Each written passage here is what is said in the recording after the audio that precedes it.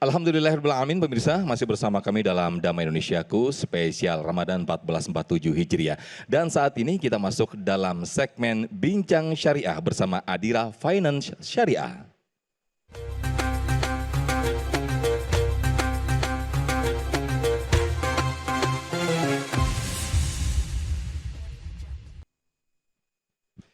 Baik pemirsa yang dirahmati Allah, kita masuk dalam segmen Bincang Syariah bersama Adira Finance Syariah dan sudah bersama saya narasumber saya. Assalamualaikum dengan Ibu Dr. Rini Fatma Kartika SAG MH. Sehat Ibu? Assalamualaikum. Alhamdulillah, waalaikumsalam warahmatullahi. Alhamdulillah sehat. Nah kita berbicara mengenai keuangan syariah, apa itu transaksi syariah, kemudian dengan subtema kita mengelola harta secara syariah, jalan keberkahan dunia akhirat ya Bu ya.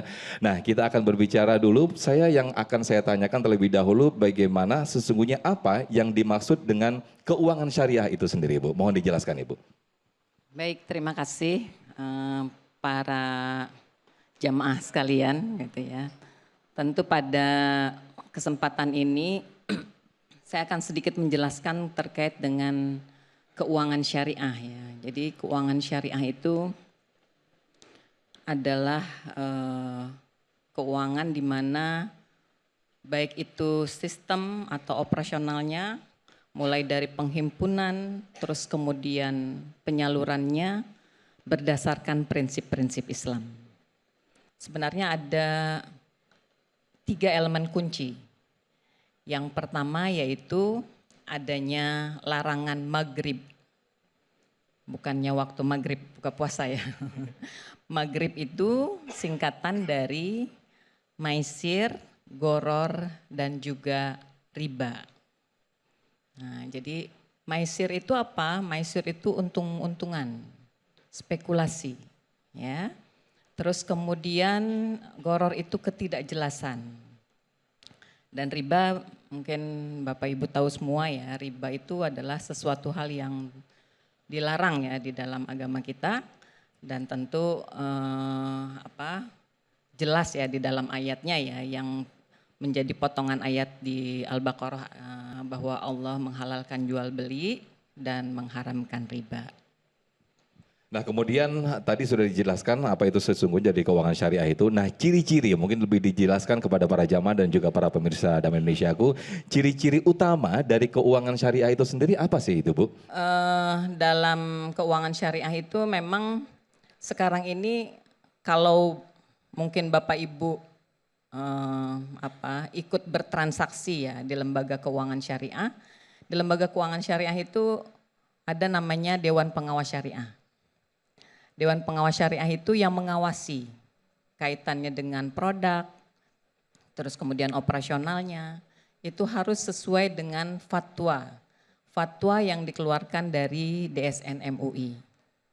Nah sehingga tentu alhamdulillah ya sekarang ini semenjak Februari sampai Februari 2026, alhamdulillah DSN MUI sudah mengeluarkan sekitar 166 fatwa. Nah sehingga Dewan Pengawas ini harus juga upgrade ya untuk bagaimana keterkaitannya dengan fatwa-fatwa tersebut. Dan mungkin yang lebih ini lagi adalah kaitannya dengan operasional ya. Operasional itu memang operasional dari keuangan syariah itu adalah bagi hasil. Jadi tidak ada namanya misalnya kreditur dan debitur. Jadi peminjam dan yang meminjam gitu ya. Nah jadi kalau di dalam keuangan syariah itu sifatnya bagi hasil itu untung sama-sama, rugi sama-sama gitu. Nah sehingga kaitan dengan itu kaitannya dengan hubungan antara lembaga keuangan dengan nasabah itu kemitraan sifatnya gitu ya. Jadi ada unsur ta'awun, ada unsur tolong menolong ya untuk bisa mengembangkan bisnis syariah itu lebih baik lagi. Oke. Nah sekarang ini kan banyak sekali lembaga keuangan ataupun jasa keuangan yang dengan berbagai label dan juga merek. Nah cara mengidentifikasinya ini seperti apa Bu? Mana keuangan yang syariah dan mana yang keuangan yang tidak syariah? Bagaimana Bu Rini? Baik, kaitannya dengan itu sekarang ini mungkin Bapak Ibu sudah banyak yang tahu ya. Karena di mana saja lembaga keuangan syariah pasti ada syariahnya. Bank syariah, terus kemudian multi finance syariah, terus kemudian pegadaian syariah, terus kemudian juga ada fintech syariah gitu ya. Pasti ada syariahnya. Tentu logo ini mengikuti ya daripada bahwa lembaga itu syariah atau tidak.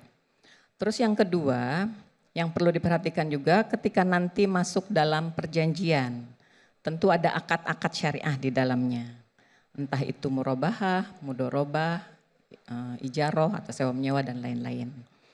Nah, terus kemudian juga di dalam dalam prakteknya atau dalam operasionalnya, ketika masuk dalam kategori pembiayaan, jangan sampai kita terkecoh. Tadi misalnya saya mau beli kendaraan itu harganya 100 juta. Terus ditambah dengan keuntungannya. Jadi sudah disebutkan di awal 20 juta. Jadi kita bayar 120 juta dengan tenor berapa lamanya gitu ya. Apa 5 tahun atau semana. Nah 120 itu sampai selesai, sampai lunas itu bayarnya 120. Jadi tidak ada tambahan lainnya. Jangan sampai nanti ketika terjadi ada pasar uang naik, cicilan kita jadi berubah, jadi mungkin bisa jadi bertambah. Nah untuk itu maka memang dalam keuangan syariah tidak seperti itu. Jadi keuangan syariah itu hanya artinya tadi ya perjanjian di awal dengan keuntungannya di awal. Nah, kemudian jika kita memerlukan pembiayaan atau mungkin pinjaman begitu Bu, ada tidak sih transaksi keuangan yang ini ditawarkan oleh lembaga keuangan atau industri keuangan, Ibu Rini? Itu ada ya, banyak ya menurut saya ya. Sekarang alhamdulillah lembaga keuangan syariah itu sudah adaptif ya. Jadi disesuaikan dengan kebutuhan. Jadi kalau mau melakukan pemilikan atas barang gitu ya, bisa jadi tadi ya kendaraan atau apapun, itu ada namanya akad murabahah ya. Murabahah yang tadi saya sebutkan bahwa sama dengan jual beli ya. Ya, terus kemudian ada pembiayaan atas haji dan umroh, ya.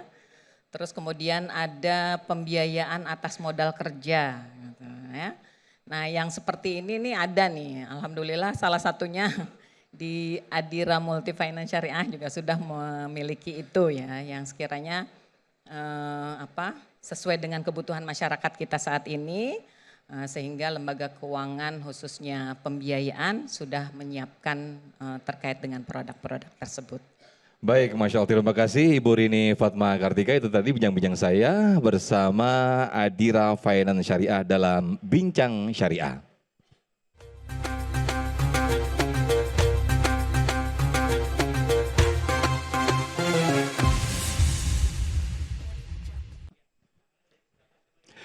Baik pemirsa, sesaat lagi masih dalam Damai Indonesiaku spesial Ramadan. Nanti kita akan masuk dalam segmentasi Dai Cilik Damai Indonesia.